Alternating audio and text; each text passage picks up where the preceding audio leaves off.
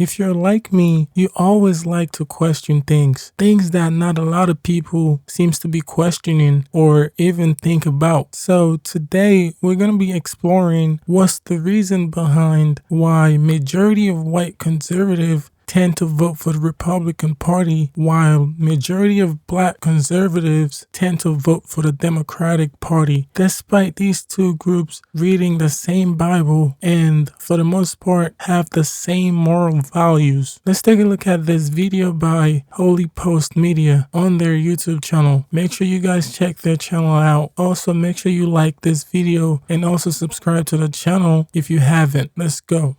Why do white Christians vote Republican and black Christians vote Democrat?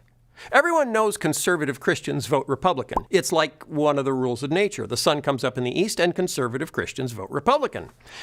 Unless they're black. Oh, right. Most African Americans self-identify as Christian, and most African Americans vote Democrat. Right. This is like law at this point. Very interesting. Despite these two groups holding the same exact book in their hands right here, and both of them would tell you that serving God is the number one thing that they care about.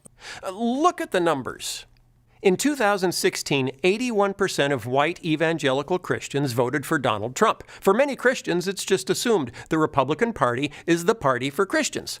But what about black Christians?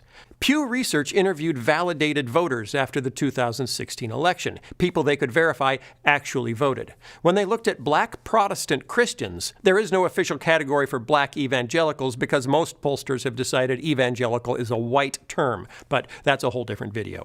That's funny. I never really thought about that. Before moving to America, when I used to hear evangelical, I used to think some form of Christianity, but after moving to America, the word evangelical definitely makes me think white Christian. When we look at black Protestant Christians, 96% voted for Hillary Clinton, the Democrat. 96%. So 81% of white evangelical Christians voted for Trump, and 96% of black Protestant Christians voted for Clinton. And it's pretty much like that in every election. White evangelicals vote Republican, and black Protestants vote Democrat. Why is that? Don't they read the same Bible, pray to the same God? Which group doesn't understand that they're voting for the wrong party? I know, right? One group definitely must be voting for the wrong party. We gotta hold a meeting as soon as possible. We all gotta get on the same page. We have to find out what group is voting for the wrong party. To make things even more confusing, if we go back to 1890, these guys were Republicans, and these guys were Democrats. So these were the first black senators in Congress, and they were full-on Republicans, while these God-loving and upstanding followers of the Lord on the right here were Democrats. So, can you imagine saying the word Democrat today to the guys on the right here? We all know how that would turn out for you. Do not try that. What happened? How did we end up where we are today? Well, let's go back and find out. In 1870, the 15th Amendment gave African American men the right to vote. Since they had this guy to thank for it, and the brand new Republican Party. Shout out Lincoln, man. Shout out that boy Lincoln. You know, cool guy. Even though they say he wasn't too pleasant on the eyes, I think these were just haters, talking smack about him. Apparently there were long lines in the White House early in the morning just to see him in person, because people were so fascinated by him. And since most Southern slave owners at the time were Democrats, almost all African Americans voted Republican. In fact, the first 23 black congressmen were all Republicans. Not all Southern Democrats were these guys, but enough of them were that newly enfranchised African Americans were not likely to vote Democrat anytime soon. Most Southern Democrats considered themselves conservatives. That sounds weird to hear. Everyone knows Republicans are conservative and Democrats are liberal. But the two parties didn't shake out so clearly on conservative and liberal until the 1970s and 80s. Conservative Southern Democrats look back in history to happier days, the glory days of the South before Abe Lincoln and those darn Yankees messed up everything. Right. Those were the glory days. We had slaves, we had churches, we had our families, no foreigners in our land. We basically had heaven on earth. Life was great. Those darn Yankees. I think that's a Disney film. But Honest Abe didn't last forever, as you may have heard, and things got messy for Black Americans pretty quick. Republican presidents kept federal troops in the South to ensure African Americans could vote. But when the 1876 election was in a deadlock, with both parties claiming victory, America was in danger of falling into civil war again. A group of Northern Republicans and Southern Democrats met in secret and made a deal.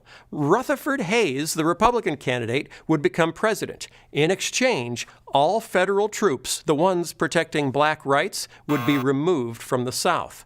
Yep, Northern Republicans sort of threw Southern black people under the bus. So I'm guessing this is where the shift between parties began to happen. Remember that Abraham Lincoln abolished slavery and he was a Republican, but after he passed, Republicans basically left blacks for dead in the South. Very interesting. It's all beginning to make a lot of sense now. After the federal troops were gone, the guys in the pointy hats clamped down hard, and most African Americans now had a hard time voting for anyone. New Jim Crow laws stripped away many of the rights they had just won. So for many black people, the Compromise of 1877 felt like a betrayal at the hands of the Republican Party. Then comes the Great Migration. Living with these guys in charge wasn't much fun, to put it mildly, so millions of African Americans abandoned the South for jobs in new factories in northern cities like Chicago, Cleveland, and Philadelphia. Is this making sense to you yet? I hope it is. I didn't learn none of this stuff in school, by the way. Or maybe I did and I just forgot. But now we see why the black population is prominent in places like Chicago, Cleveland, and Philly. If you didn't know, now you know. And guess what? In the North, you could vote. Many transplanted African Americans still felt a loyalty to the party of Lincoln, but given the fact that no one in Washington was paying much attention to the needs of black families, the NAACP in 1926 argued that blacks should be loyal to neither party. Between 1868 and 1898, 22 African American representatives were sent to Congress from the South. After federal troops left, Bourbon Democrats' elimination of black votes was so complete that when Oscar DePriest was elected to Congress from Chicago in 1929, there hadn't been an African American in Congress for 30 years. Like all the black congressmen from the 19th century, DePriest was a Republican. And then the Depression. Black workers in northern cities were hit hard, with unemployment rates twice as high as white workers. Underwhelmed by Republican President Herbert Hoover's response to the crisis, Americans of all stripes, including African Americans, found hope in the progressive New Deal programs of Franklin Roosevelt, a Democrat. Roosevelt received overwhelming support from northern black voters. When the next African-American candidate, Arthur Mitchell, also from Chicago, won a seat in Congress in 1934, he was something Washington had never seen before, a black Democrat. Over the next 20 years, African Americans continued voting for both Republican and Democratic candidates, and various civil rights measures were proposed by both Democrats and Republicans. Honestly, this is how voting should be in an ideal society. A group of people should not be held down by a specific party, because the truth is that these parties and their candidates change their policies all the time based on the particular group that they want to pander to just to win an election. Though today this seems hard to believe, there used to be conservative and progressive wings of both parties. In the Democratic Party, the progressives were northern urban Democrats. The conservatives were the Southerners, which, of course, included these guys. In the Republican Party, the progressives were folks like the liberally minded Rockefeller family. For years, to be a progressive Republican was to be a Rockefeller Republican. The conservative wing was made up of those who wanted the federal government to stay small and stay out of their business. Both conservative Northern Republicans and conservative Southern Democrats opposed the federal government getting bigger and launching more programs. So from the early days of Roosevelt's New Deal right up through the 1960s, a coalition of conservative Republicans and conservative Democrats managed to block just about every attempt at new civil rights legislation. Oh, wow. I guess this is what some people mean when they say conservative. We don't want nothing new. No new bills. Let's just conserve what we already have. Very interesting. In fact, between 1953 and 1965, more than 120 civil rights measures were considered by the Senate. Almost everyone was killed by the Senate Judiciary Committee, a powerful committee at the time controlled by Southern Democrats and conservative Northern Republicans. As the years went by, many more of the new civil rights efforts were proposed by Northern Democrats and fewer by Republicans, motivating more Black Americans to vote Democrat with regularity. Yet Southern Democrats were still stalling or blocking nearly every bill. The strain between pro-civil rights Northern Democrats and anti-civil rights Southern Democrats was reaching a breaking point, and that break would radically alter American politics. Meet Strom. Strom Thurmond ran for president in 1948 and served in the Senate from 1954 till 2003. Yes, that's a very long time. Oh, for sure. That is a very long time. That's like 49 years just in the Senate. That's longer than most people would leave before they check out and go meet God. I hope he made a good use of his time in office. I guess we'll find out here soon. His career almost perfectly illustrates the shift in political parties over the last 80 years. Strom Thurmond was a Southern Democrat and governor of South Carolina in the late 1940s. He hadn't had a huge problem with Roosevelt's New Deal since Roosevelt didn't mess with segregation in the South. Oh, okay, here we go. He did not have a problem with the deal because it left segregation alone. This is not a good start. But when Roosevelt's Democratic successor, Harry Truman, integrated the Army in 1948 and proposed aggressive civil rights legislation, Southern Democrats like Thurmond had had enough. So basically, if Thurmond had it his way, we wouldn't have guys like this in the military today. Good thing the good guys won. Thurmond and a group of Southern Democrats protested by forming the States' Rights Democratic Party, a conservative party dedicated to preserving segregation. Thurmond ran for president against Truman in 1948. A sample of his stump speech: "There's not enough troops in the Army to force the Southern people to break down segregation and admit the Negro race into our theaters, into our swimming pools, into our homes, and into our churches. No Negroes for me, thank you." That was pretty much it. Now, let's make this very clear. You're not a true Christian if you support segregation, point blank, period. It seems like guys like Thurmond already had their mind made up about people that does not look like them. And over the years, we've been witnessing them come up with a lot of excuses just to justify their already established beliefs. Thurmond lost to Truman badly, and his Dixiecrat Party, that was their nickname because States' Rights Democratic Party was a mouthful, the Dixiecrat Party disbanded. Thurmond ran for Senate as a Southern Democrat and spent the next 20 years fighting to maintain racial segregation in the South. But the tide was turning against the segregationist Southern Democrats as progressive Northern Democrats and Rockefeller Republicans tried again and again to pass civil rights legislation. In 1960, with civil rights protests really heating up in the South, Northern Democrat John F. Kennedy won the White House. Kennedy was initially reluctant to take a strong stand on civil rights, fearing he would lose all Southern support for the rest of his agenda. But after watching attempts to integrate Southern universities end in violence, Kennedy spoke up. In a speech to the nation on June 11, 1963, Kennedy labeled civil rights a moral issue and promised a major civil rights bill to end discrimination against African Americans.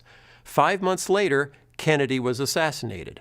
Now, this is what we call a political crash out. Can you imagine how messed up things must have been for Kennedy to say, "I don't care if I lose the next election, I'm going to speak up for what's right"? Now, I'm not exactly sure if this was the sole reason he got assassinated, but that's very interesting timing. This is what is missing in today's politics. We see a lot of politicians turn a blind eye to the negative stuff that's present in their party, and instead they just tend to amplify the supposedly good things about that party. As a voter, this is why it's important to do a basic research and not just listen to what these political figures are telling you, because most of the time, chances are all of the things that they're telling you, 75% are lies. Yes, I said it, 75% is cap.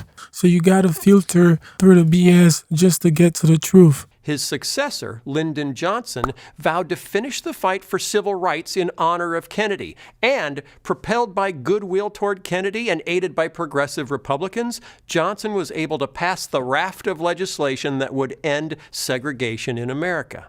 For segregationists like Strom Thurmond, the fact that Johnson, a Southern Democrat, had led the charge was the last straw.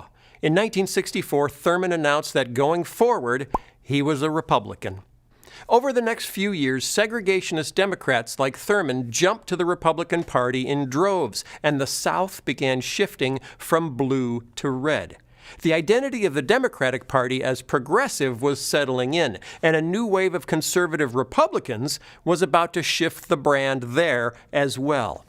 The Republican candidate for president that year represented a new conservative turn for the party. Barry Goldwater was definitely not a Rockefeller Republican. He hoped to pick up disenfranchised Southern Democrats by opposing the Civil Rights Bill, and his message of states' rights and limited federal government sounded a lot like what segregationists had been saying for years.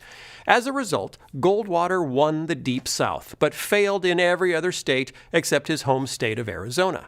4 years later, Republican Richard Nixon tried again, appealing to white suburbanites frightened by scenes of urban riots on TV, with his message of law and order. So this is the guy that created the infamous law and order phrase. Law and order is definitely needed in every society as long as it is fair towards everyone, regardless of what you look like or what your beliefs are. Goldwater and Nixon were experimenting with a new Southern strategy, focusing on the newly christened Sunbelt states from Florida to California, and appealing to conservative white voters who felt the country was changing too fast and headed in the wrong direction. Nixon figured if he turned the South red, he could win the White House without needing to appeal to urban liberals or black voters at all. He was right. Fast forward to 1980. Ronald Reagan raised eyebrows by launching his presidential campaign in the Deep South with a pledge of support for states' rights. Critics took it as a coded appeal to Dixiecrats, the old states' rights party of segregationist Southern Democrats. The fact that Reagan launched his campaign and talked about states' rights in a Mississippi county best known as the site of the murder of 3 civil rights workers didn't help. Reagan's political and social conservatism built on Nixon's prior success and turned the South bright red. Between 1968 and 1988, the Republican Party had become the party of white, Christian, conservative America. And the Democratic Party was now the party of radical progressive leftists and hippies. Oh, and black church ladies. Right. Well, here we go. This was the official stamp of identity politics. If you didn't know, now you know. About that. Black Christians are socially conservative.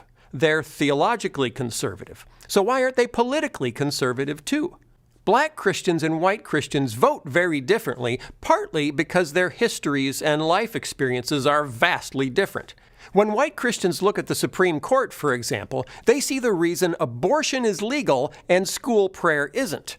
But when black Christians look at the Supreme Court, they see the reason they can vote and pursue housing and employment without blatant discrimination. That difference in perspective has a huge impact on whether you see the federal government as part of the problem or part of the solution. This right here sums it all up, folks, and answers the question as to why white conservatives and black conservatives vote very differently. When they look in the rearview mirror, they see completely different things. Having the right to hear a Christian prayer in your local public school doesn't mean much if you're not allowed to attend your local public school. And think about the words progressive and conservative. A progressive believes things should be improved by making progress, by moving forward, by progressing.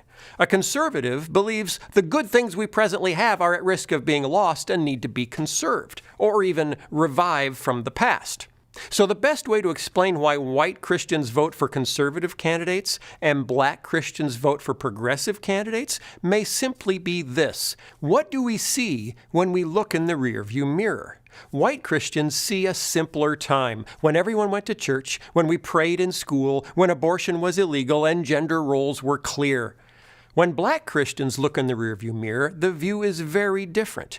They see fire hoses and church bombings and lynchings. They see Strom Thurmond saying, "We will never let Negroes into our theaters, swimming pools, homes, or churches." They see white Christians applauding Strom Thurmond for saying that, and then re-electing him to the Senate for 5 decades until he dies in office at 2003 at the age of 100.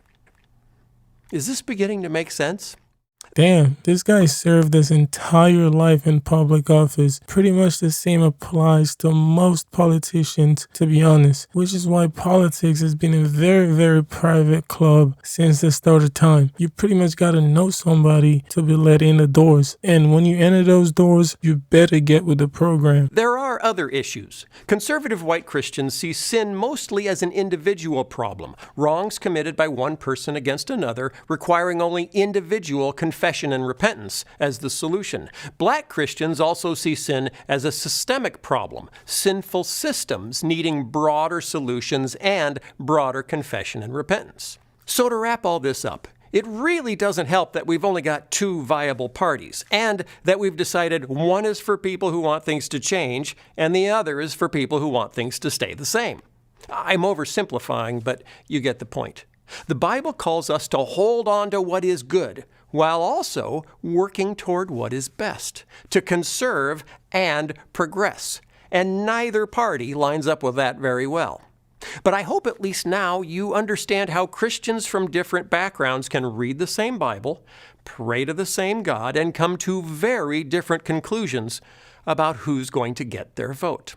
Well, that sums it all up, folks. I definitely learned a lot from this video than in my history classes, and I hope you did too. I'm going to be posting a lot of educational videos like this one to help us all learn, because we have to understand our past before we create a future we want. Make sure you like this video and subscribe to the channel if you haven't already. And remember, you don't know what you don't know. Stay blessed.